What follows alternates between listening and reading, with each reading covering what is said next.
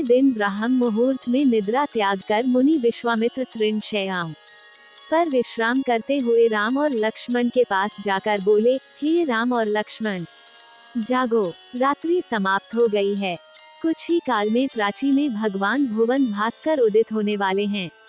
जिस प्रकार वे अंधकार का नाश कर समस्त दिशाओं में प्रकाश फैलाते हैं, उसी प्रकार तुम्हें भी अपने पराक्रम से राक्षसों का विनाश करना है।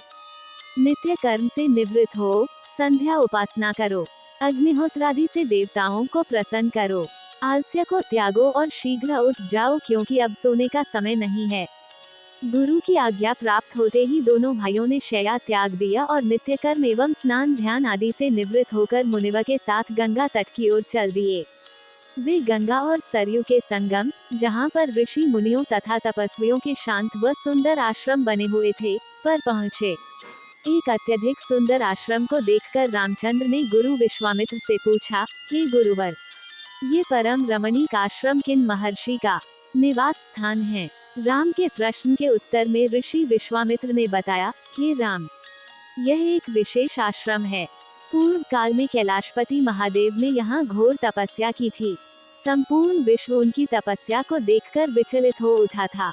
उनकी तपस्या से देवराज इंद्र भयभीत हो गए और उन्होंने शंकर जी के तप को भंग करने का निश्चय किया।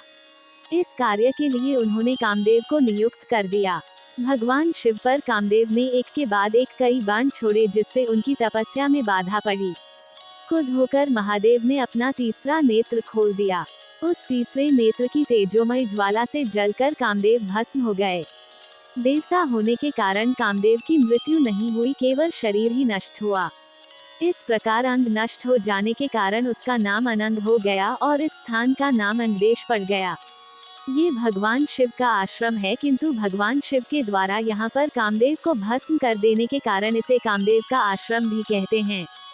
गुरु विश्वामित्र की आदेशानुसार सभी ने वहीं रात्रि विश्राम करने का, कहते हैं, निश्चय किया। राम और लक्ष्मण दोनों भाइयों ने वन से कंद मूल फल लाकर मुनिवा को समर्पित किए और गुरु के साथ दोनों भाइयों ने प्रसाद ग्रहण किया।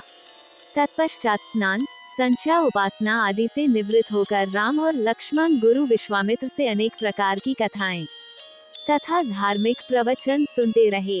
अंत में गुरु की यथोचित सेवा करने के पश्चात आज्ञा पाकर वे परम पवित्र गायत्री मंत्र का जाप करते हुए तृणशय्याओं पर जा विश्राम करने लगे।